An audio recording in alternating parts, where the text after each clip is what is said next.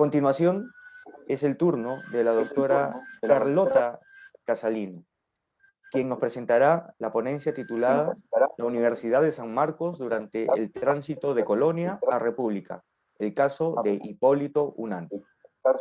Adelante, doctora Casalino. Muy buenas tardes a todas y todos. Muchas gracias, Ricardo, por la presentación.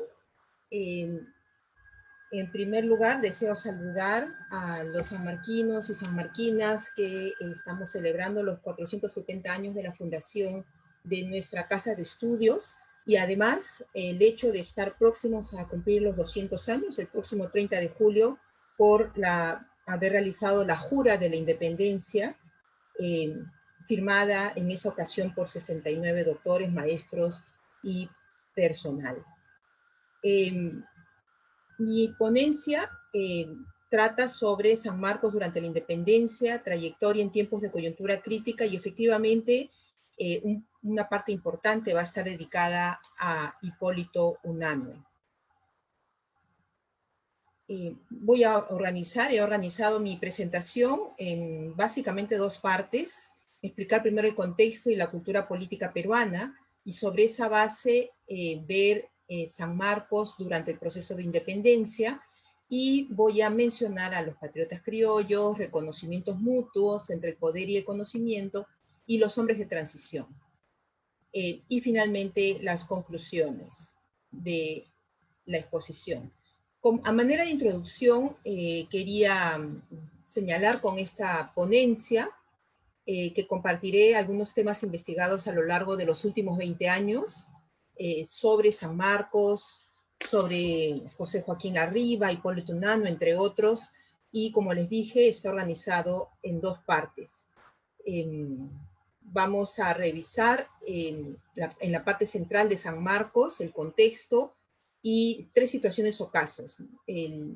La presencia de maestros y juristas que participaron a lo largo de este proceso independentista, defendiendo a los indígenas, a los rebeldes, conspirando o representando en cortes, y luego participando en la construcción de la naciente república. También recordaremos cómo San Marcos continúa con rituales de poder muy significativos, como fueron los recibimientos a San Martín y Bolívar. Y finalmente rememoraremos la trayectoria de Hipólito Unanue durante este periodo, su participación en las Cortes y su apoyo a los libertadores, y finalmente su papel como presidente del Consejo de Gobierno del Perú.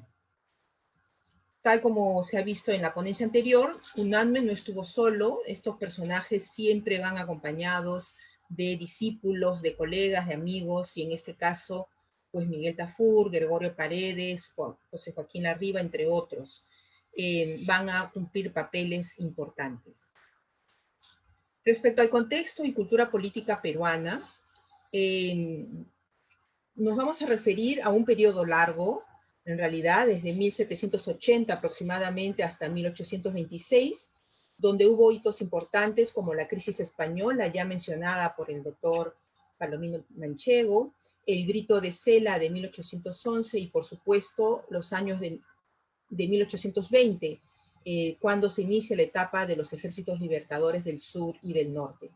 Se trata de un proceso donde se siente el impacto de la aplicación de las reformas borbónicas y el proceso de secularización, de la ruptura de la monarquía católica y del pacto colonial, tal como sostienen los estudios de John Lynch, John Fisher y Timothy Ana, entre otros. En esas casi 5 décadas, el Estado muestra una trayectoria de estar en alta capacidad hacia uno de baja capacidad. Tal como se observa en el gráfico, el periodo de Abascal es un periodo donde era un Estado de alta capacidad, pero esta situación va a ir cayendo hasta básicamente el periodo del hallazgo del guano y del inicio del boom del guano, donde comienza nuevamente el Estado a reforzarse. Básicamente nos hemos basado en la propuesta de Charles Tilly, y además se considera que cuando hablamos de democracia no lo podemos hacer aislados de otros conceptos como democratización, desdemocratización y su interdependencia. Esto debido a que se trata de un proceso dinámico que va en un continuum entre democratización y desdemocratización.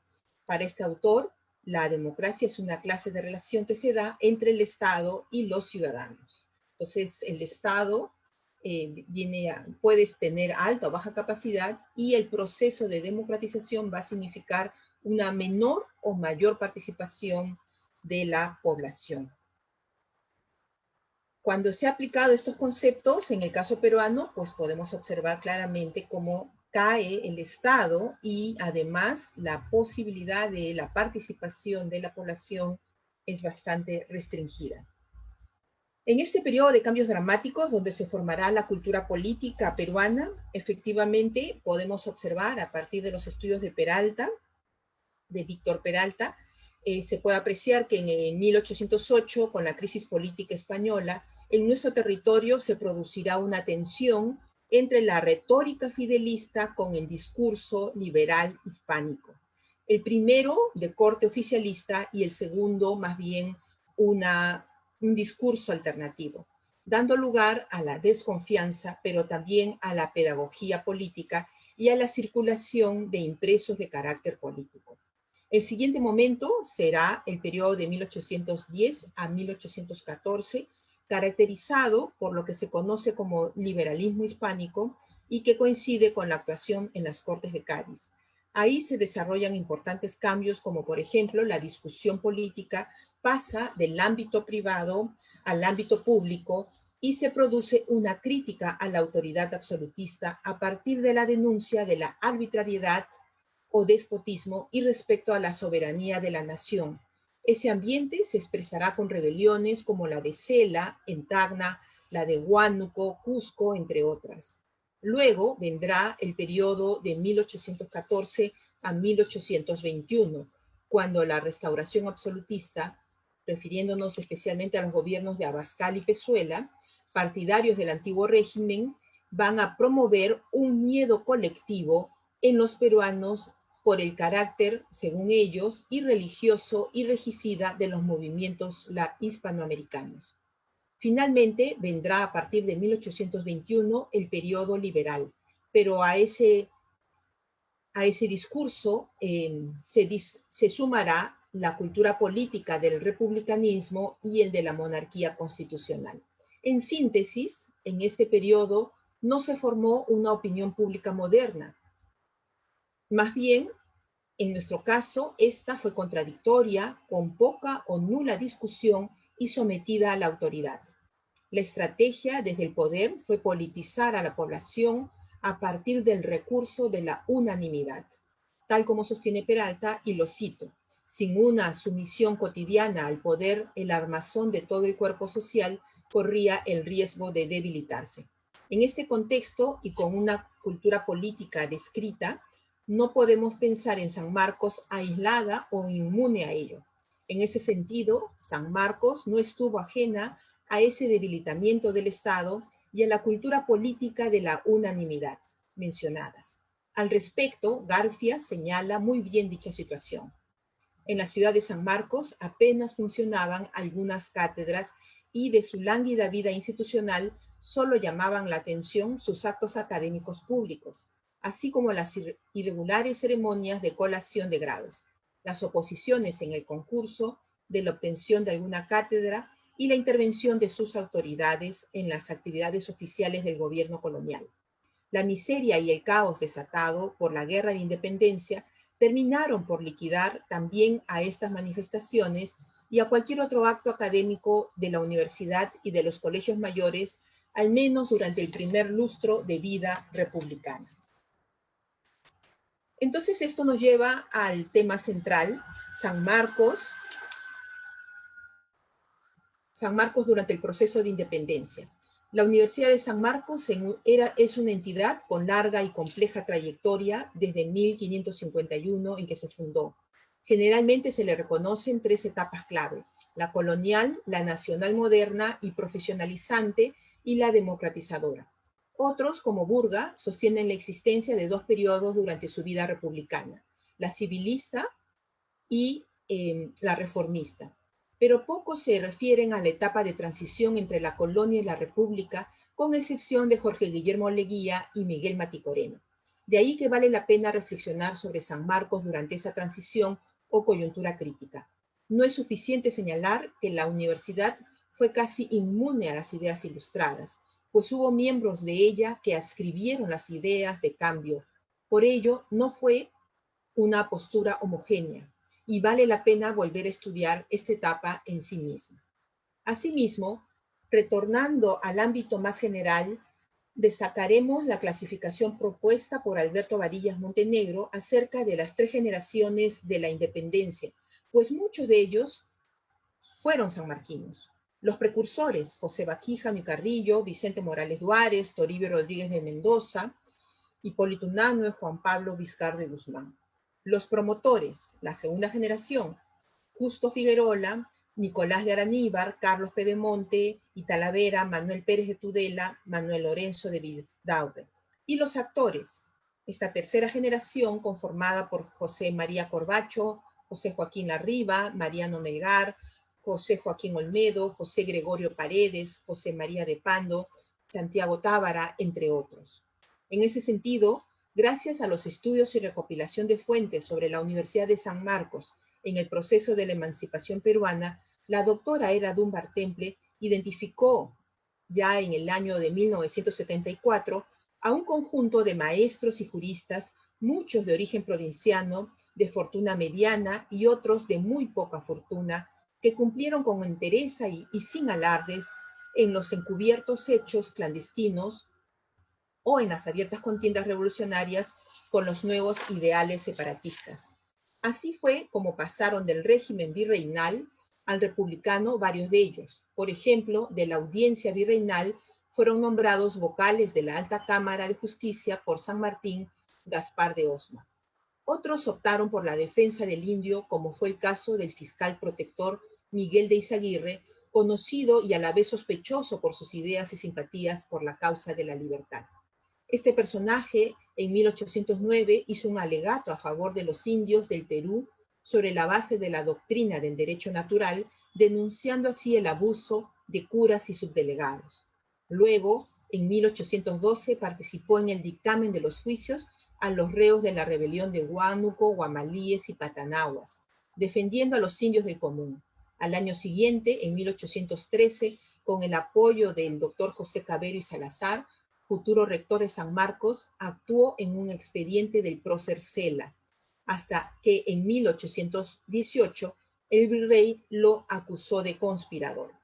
Si volvemos sobre la rebelión de Huánuco, Patanahuas y Guamalíes de 1812, se aprecia a José Antonio Vergara, graduado de bachiller en cánones, graduado de doctor, quien trabajó en el estudio de Morales Duárez, y también abogado, graduado en 1799. Estando en el curato de Santa María del Valle, en el partido de Huánuco, participó en la rebelión de 1812. Luego, en 1821, era cura párroco de Bellavista y Puerto del Callao y justificó sus servicios patrióticos ante la Junta Eclesiástica de Purificación. Otros fueron representantes a Cortes de Cádiz, reclamando por la paridad en la representación, libertad de industria y de cultivos, libre comercio de frutos y especies bajo cualquier bandera, abolición de privilegios, estancos, tributos y mitas mineras, así como estricta igualdad con los peninsulares. El tiempo no da para detenernos en más casos, muy interesantes todos. Lo que cabe señalar aquí es que fueron muchos sanmarquinos quienes formaron parte de lo que denominó David Brading como el patriotismo criollo, esa corriente de pensamiento y de actitud frente a la política imperial que surgió en el siglo XVII recuperando una tradición patriótica que provenía de Bartolomé de las Casas y del Inca Garcilaso de la Vega, entre otros. Fueron aquellos que se refirieron a los indios con respeto y que incluso los defendieron, que van asumiendo una conciencia colonial sustentada en quejas y olvidos frente a los descendientes de los conquistadores que fueron desplazados por españoles nuevos, aquellos que celebraban las hazañas tanto de los españoles como de los indios, que hablarán de la restitución y que valorarán la cultura anterior a los españoles. Dicha participación hizo que no fuera una sorpresa que en sus claustros funcionara la Sociedad Patriótica, así como el Congreso, ni que se produjera la ceremonia de recibimiento siendo el rector el canónigo don Ignacio Mier, participando también el clérigo José Manuel Bermúdez y, entre otros, el general Justo Figueroa, José Gregorio Paredes, Tomás Panizo y Foronda, entre otros. Y ellos van a recibir en una senda ceremonia a José de San Martín. Igual van a recibir a Simón Bolívar. ¿Eso qué va a significar? Son rituales de una sociedad organizada en cuerpos sociales que expresan la manera como se alinean al nuevo orden.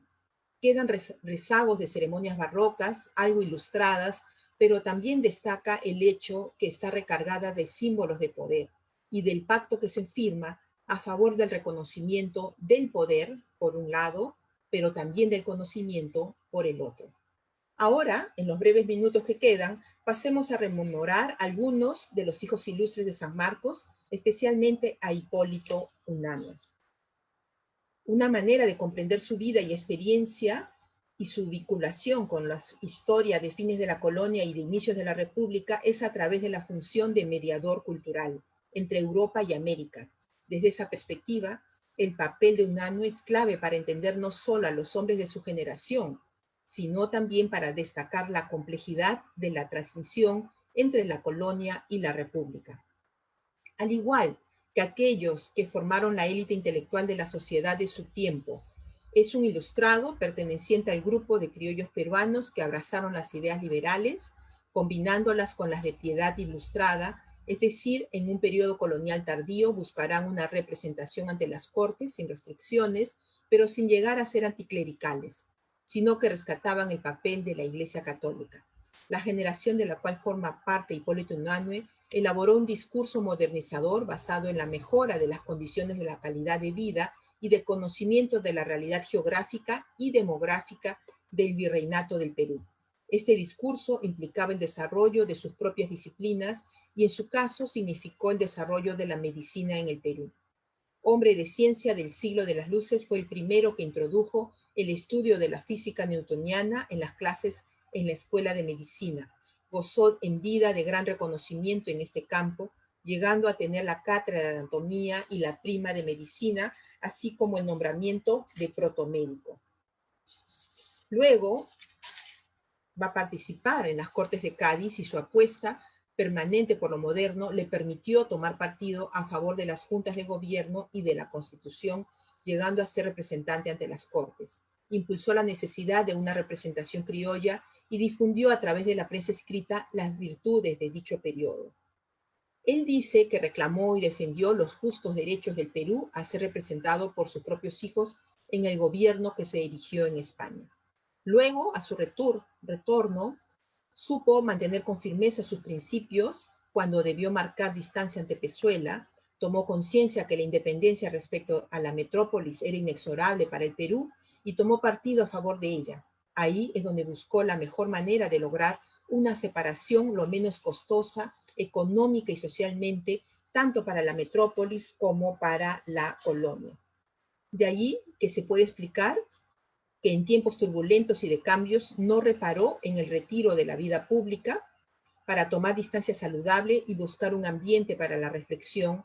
Y así fue como, después de participar en las conferencias entre la metrópolis y los libertadores, se retiró para volver después, años después, hacia apoyar a San Martín I. ¿Y por qué? Porque en sus temores estaba la anarquía, el derramamiento de sangre, que el esfuerzo por la independencia política se pierda en las generaciones posteriores, por la guerra civil y por las acciones que realicen dejando de lado la razón, la discordia, rivalidades e intrigas. En ese mismo sentido, fue reconocido tanto por San Martín como por Bolívar y fue muy valorado. Para terminar, puedo señalar, porque ya no nos queda el tiempo, señalar que fue presidente del Consejo de Gobierno en el periodo en que los titulares, estuvo en esa situación casi cerca de un año, en el periodo en que sus titulares estaban de licencia dada por Bolívar. A manera de conclusión, podemos señalar que San Marcos durante la independencia no estuvo al margen. Al ser una variable dependiente, sufrió la crisis de su contexto, sufrió la crisis y debilitamiento del Estado. Formó parte de esa cultura política tan peruana de la unanimidad y de alinearse al poder. Muchos de sus egresados y maestros participaron desde periodos bien tempranos en la defensa del indígena y del rebelde, como Baquíjano y Carrillo, entre otros. Además, fueron sanmarquinos los que participaron en las Cortes de Cádiz en los primeros experimentos de un gobierno representativo. Luego recibieron en sendos homenajes casi barrocos a los dos libertadores. Fueron actores muy activos, como Hipólito Unanue, Miguel Tafur, José Gregorio Paredes, Joaquín Larriba, que participaron en la etapa tardo-colonial y en los primeros años republicanos. Hasta el día de hoy seguimos analizando y recuperando el pasado para traerlos a nuestro presente y buscar comprender la complejidad de ese tiempo y el legado que nos dejaron con sus decisiones y su actuación. Fueron en ese tiempo difícil mediadores culturales de una coyuntura crítica. Muchas gracias.